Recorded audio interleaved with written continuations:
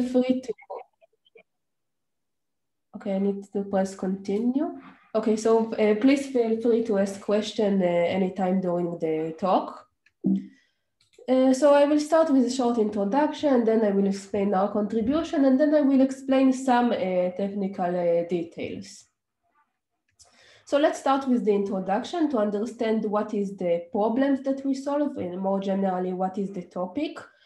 So for this, I need, first of all, the definition of a minor.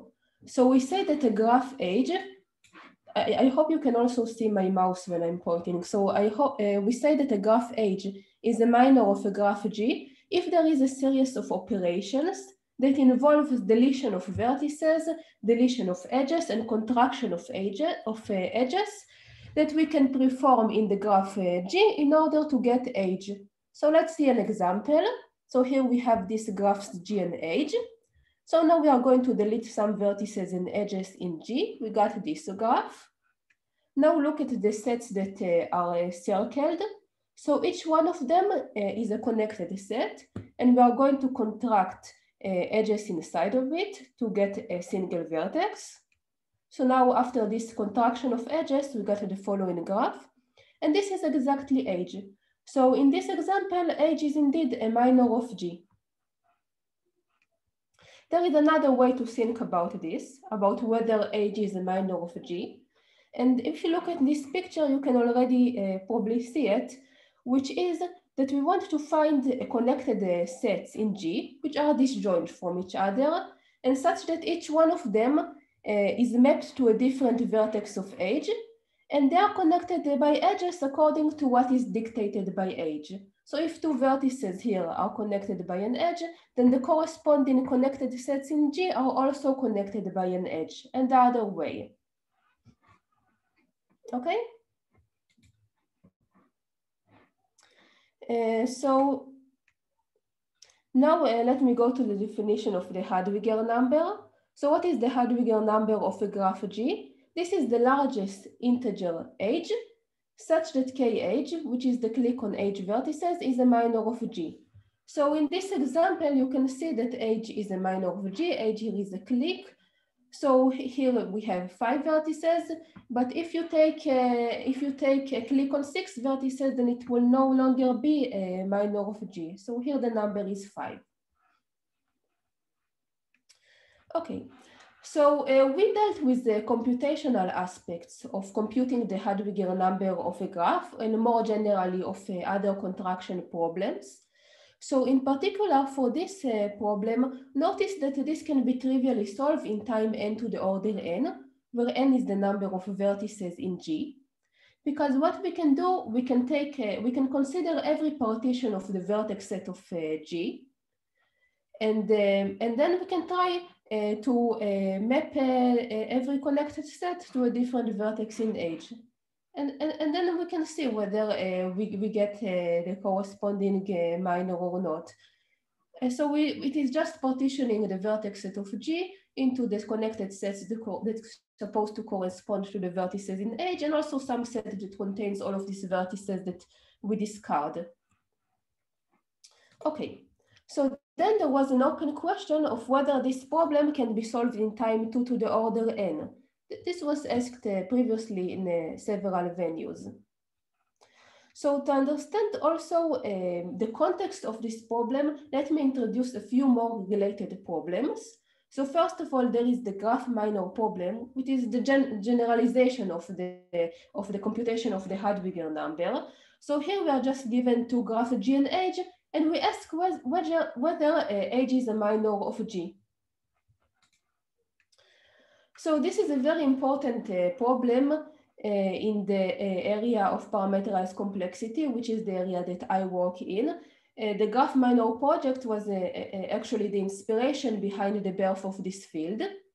If you want to learn more about this, about the connection between graph minors and the parameterized complexity, then you can look at a recent survey that we wrote with Lokshtanov and Saurabh.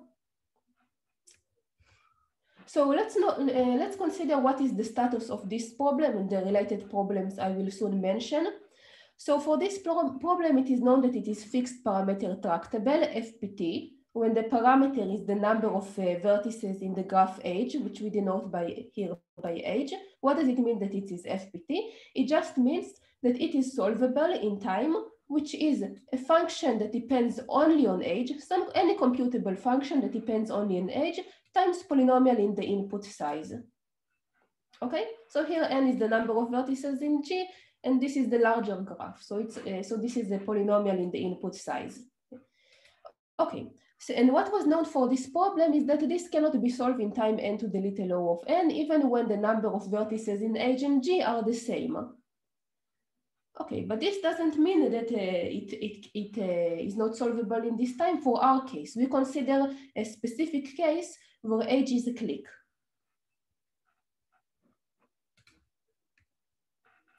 So now let me mention 3 related problems to understand how the situation of the computation of the Hadwiger number problem is much different than, we will see that it is much different than the situation with this problem, which is quite surprising.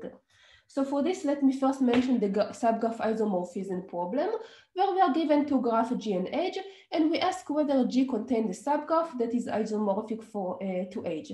So for this problem, in general graphs, from the viewpoint of parameterized complexity, it is harder. It cannot be solved in FPT time. It is W1 hard, so it cannot be solved in FPT time unless W1 is equal to FPT. It can be solved in n to the order H, but unless the ETH failed, exponential time hypothesis failed, it cannot be solved in n to the little o of n, even when n is equal to H. So this is the same as before, the graph minor problem. But here, when we look at the case where H is a clique, then it can be solved in time 2 to the order n. It's still W1 hard, but it can be solved in time 2 to the order n. Now, let's look at the graph homomorphism problem. So here, given 2 graphs G and H, we ask whether there is a homomorphism from G to H. So this means that we can map several different vertices to the same vertex. So for this problem, on general graphs, it is very hard. In particular, it is not FPT, it is very hard problem. It can be solved in H to the order n. Unless the ETH is false, it cannot be solved in H to the little o of n, even when n is equal to H. So this is also the same as before. But when one of the graphs is in a clique, so let me distinguish between these 2 cases.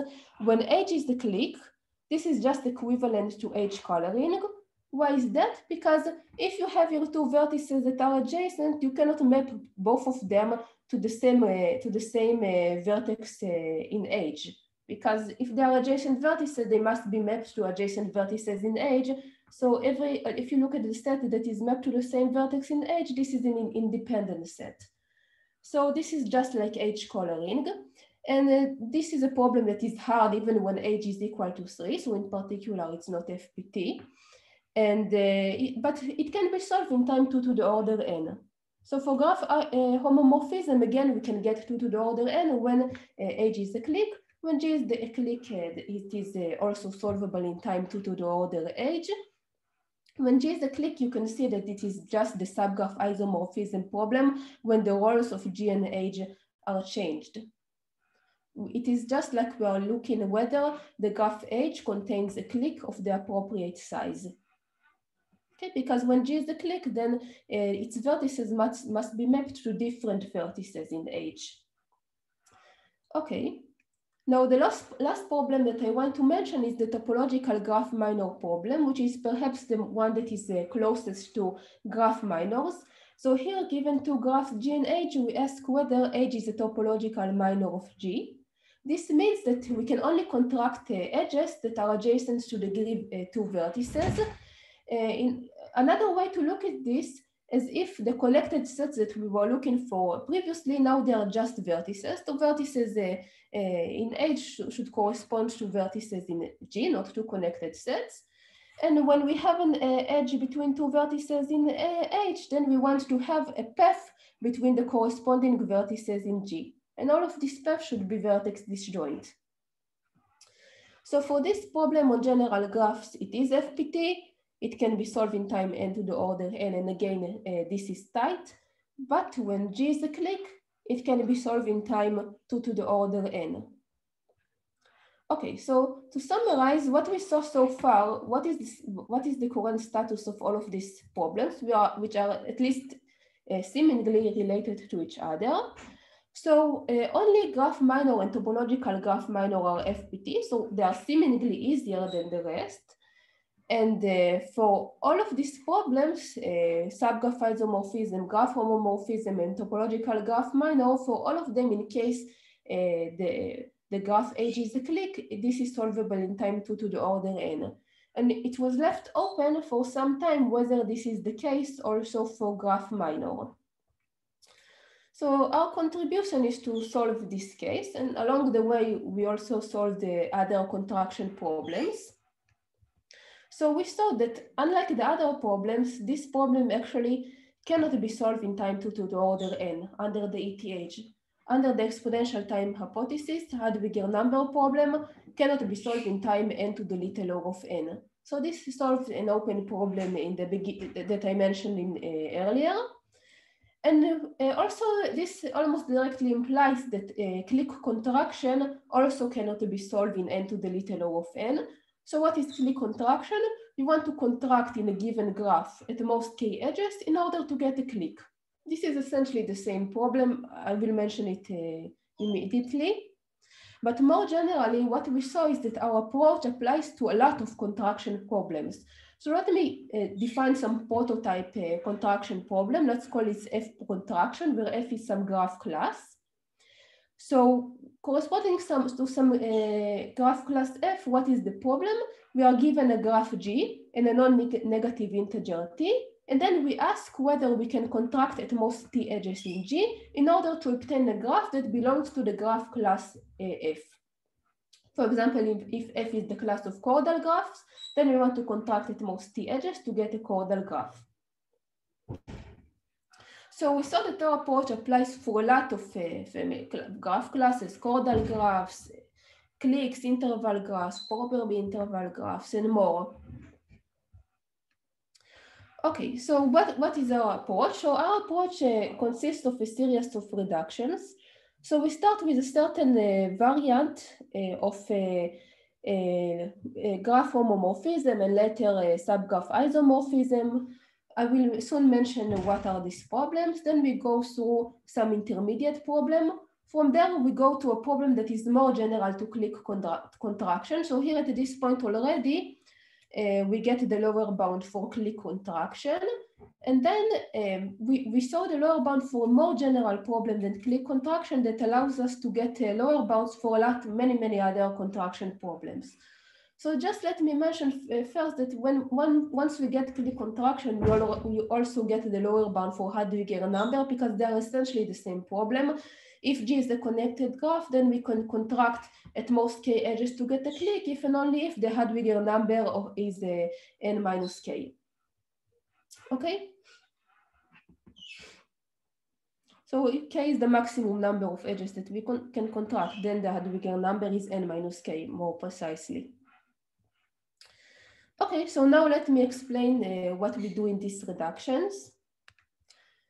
So we start with this variance of subgraph homomorphism and subgraph isomorphism. So let me skip the first one and directly go to the second problem, subgraph isomorphism. So what do we have in this variant? So again, we have two graphs G and H that have the same number of vertices. This is what we assume in the case we are interested in. And we have a list of every vertex in G has a list of vertices in H. And we can only map that vertex to one of the vertices in its list. So we are looking for a subgraph of, we ask whether H contains a subgraph that is isomorphic for G, when a vertex in G can only be mapped to a vertex in its list. So it's like subgraph isomorphism, but we assume that we have the same number of vertices in both graphs, and a vertex can only be mapped to some vertex in H that belongs to its list. Okay, so this problem was shown recently to have a lower bound of n to the little log of n under the ETH. And we considered refinement, or rather a special case of this problem where the graphs G and H are properly colored. So every vertex in V, all of the vertices in its list have the same color as V.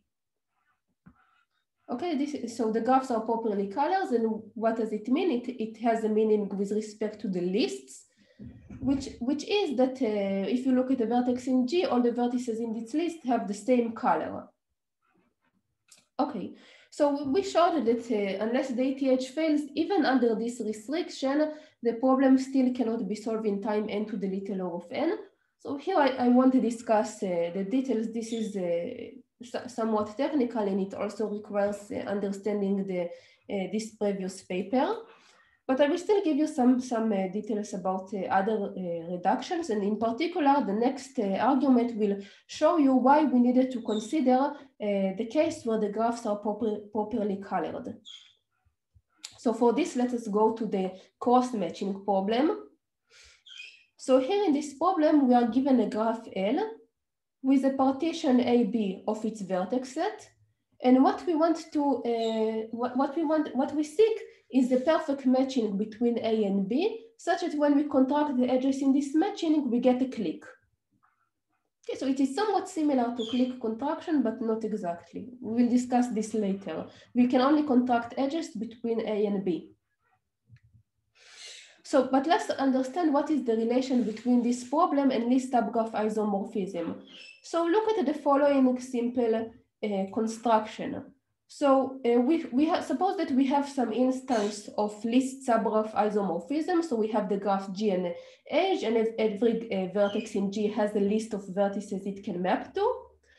So let's just construct this graph L with bipartition AB as follows. So in one side, we will just put the complement of the graph G. And in the other side, let us put the graph H. So then notice that what is actually a perfect matching in this graph? What is a perfect matching between A and B? You can just think about it as a mapping of the vertices in G to the vertices in H. Remember that we assume that G and H have the same number of vertices. So a perfect matching here is just mapping the vertices in G and to vertices in H. Then what do we need to ensure that we have when we construct this mapping? We want that every edge of a G will be mapped to an edge in H, right? So let's see. So in order to obtain the clique, we want the non-edges that we have in this part, in the complement of G, to be filled, so we get a clique. What does it mean? We want these non-edges, which are edges in G, to be mapped to edges in H.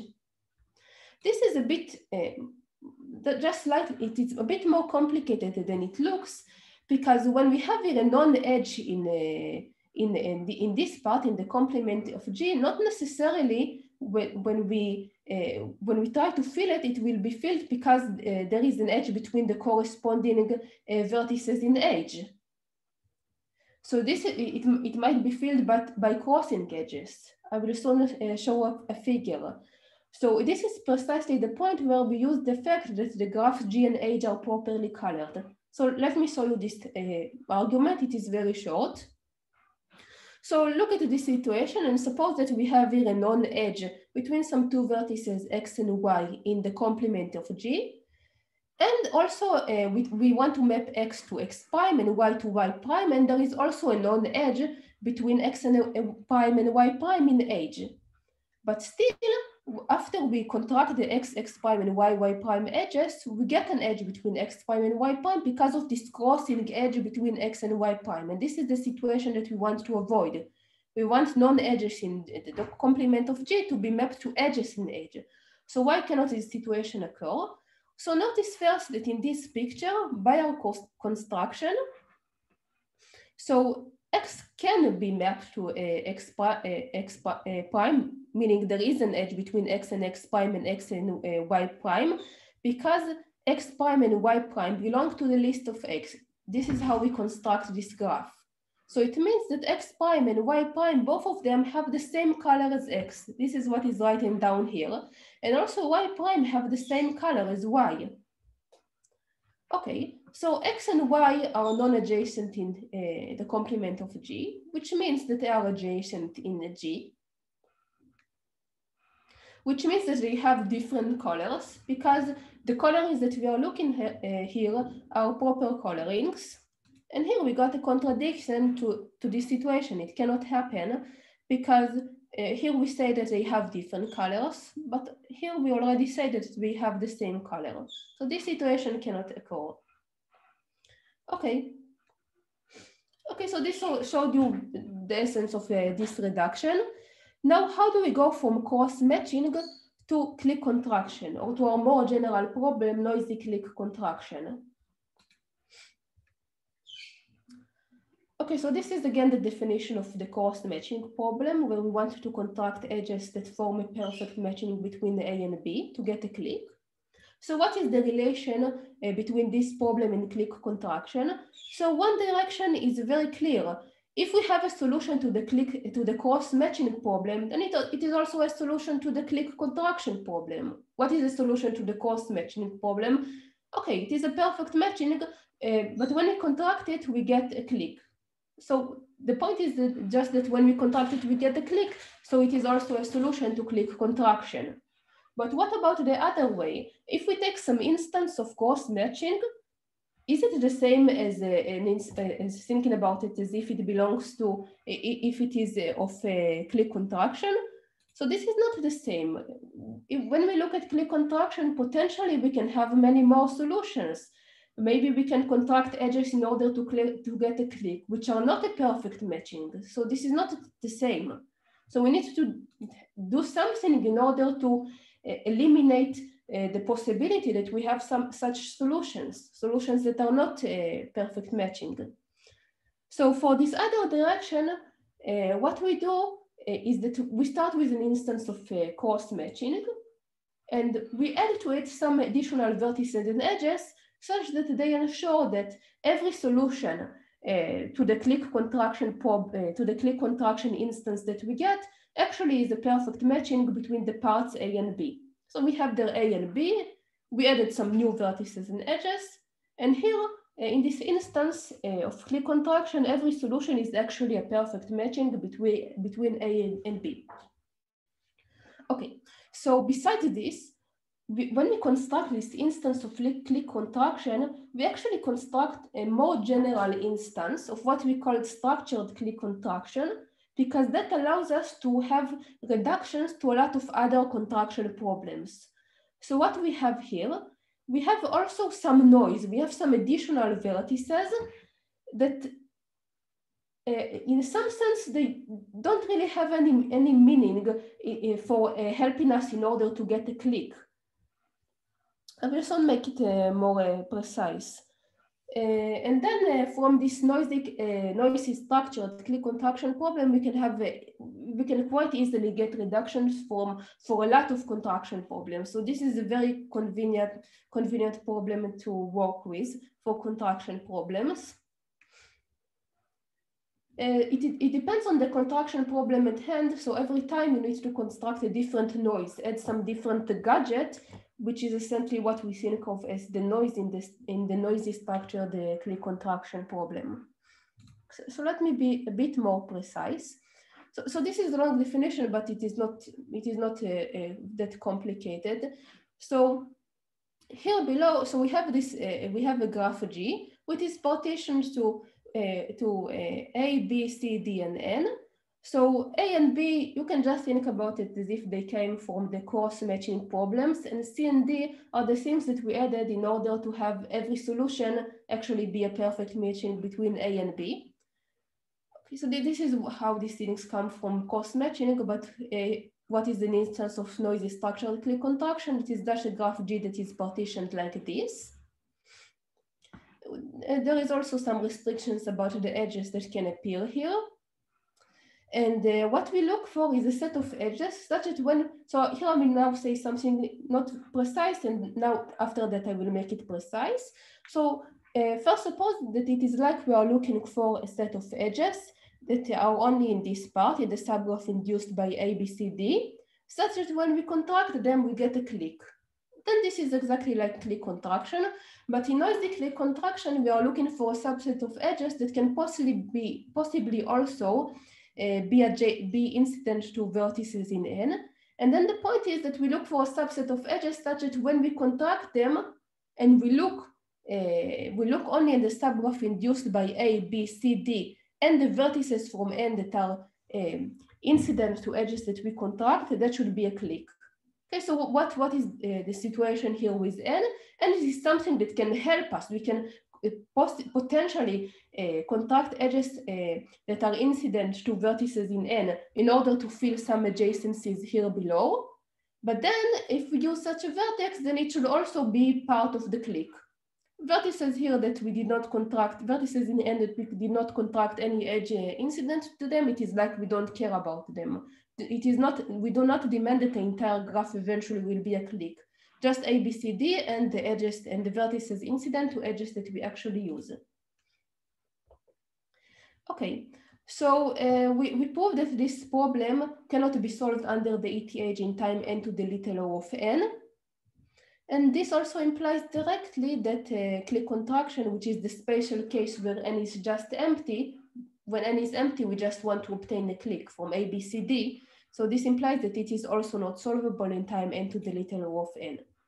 So why is noisy clique contraction useful? So let me give you some scheme that will try to convince you about that. So suppose we have some contraction problem pi, and we want to give a lower bound n to the little o of n is not possible for this contraction problem. So how does all of our reductions look like? We give a reduction from the structured clique contraction problem, or rather you can think about it as the clique contraction problem, because here the noise is empty. Then we construct an instance I prime of the contraction problem that we care about, pi. And this instance, how is it constructed? It is construction from I just by adding some new vertices n and possibly edges that we think about as the noise. So this instance of the contraction problem can also be thought of as an instance of noisy structured clique contraction. So for example, for chordal contraction, the noise that we add are just these two cliques here. Two cliques, no vertex in one is adjacent to another, and all the vertices in this clique are adjacent to everyone in A, B, C, D, and the same for the other clique. So this is how the reduction for chordal contraction looks like. The main thing that is helpful about structured clique contraction is the lemma that is written above, and that says that yes, we are looking for a set of edges that we contract, and they can possibly also be edges incident to n. But actually, every solution, every set of edges that is a solution for this instance of noisy structured clique contraction actually is it is a perfect matching between A and B. So let me show you how we use this lemma. So although we can contract edges anywhere, solution is a perfect matching. So let's look at one direction, which is simple. In one direction, in all our proofs, we claim that if we have a solution to the instance I of clique contraction, then if you take the same thing, this is also a solution to the instance of the contraction problem we care about. For example, look at this instance we created here for chordal contraction. If you have a solution for the clique contraction instance, which means that all of this graph G, A, B, C, D turn into a clique, then this is also a solution for chordal contraction, because what you get here, you just get here, all of this is a clique, together with one of these two cliques, everything here is a clique. So you just have a graph which is the union of two cliques, that's all, which is a chordal graph. So the solution for the clique contraction is also a solution here for the chordal contraction instance. On the other direction, when we have a solution for these contraction problems, then we have some arguments to say that this is a solution also for the same instance when we think about it as an instance of structured clique contraction. So if you have a solution to chordal contraction, it is also a solution for this instance when thought of as a solution of structured clique contraction. Then we apply our lemma, which says that when you have here a solution to structured clique contraction, actually it only contracts edges between A and B to get here a clique. So actually, this is also a solution for turning G into a clique. And this is how we get that we also have a solution to the problem we started with. So there is one other thing I wanted to say. I don't know if I have time. It's just, I think, 2 minutes.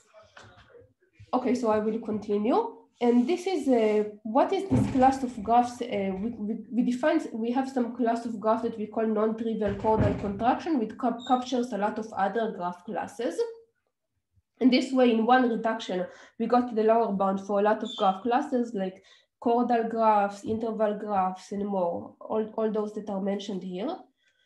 So we say that the graph class is a non-trivial chordal graph class if it is a subclass of the class of chordal graph, and it is a superclass of the class of all graphs that are the union of two cliques that look like this. So any graph class that is a subclass of chordal graphs and a superclass of this, we call it a non-trivial chordal graph class. And then we have a theorem that says that if C is a non-trivial chordal graph class, then unless ETH is false, you cannot solve it in time n to the little log of n. And the reduction is what I showed you briefly for chordal graphs. So notice at least one direction that if you have here a solution for making G a clique, then after you do this, what you get here are just two cliques. So in particular, this is a solution for a C contraction for any C that is a non-trivial chordal graph class, because it contains in particular every union of two cliques. Why we needed to be a subclass of the class of chordal graph, this is for the other direction, which I won't show here. Okay, so thank you for listening. I saw you some backgrounds about this problem, what is known about them from the computational perspective, graph minor, Halbiger number, subgraph isomorphism, homomorphism, topological graph minor. Afterwards, I showed how we completed this table, and then I told you a little bit about the techniques that we use to solve this, the Halbiger number problem, and several other contraction problems. So thank you. Thank you so much.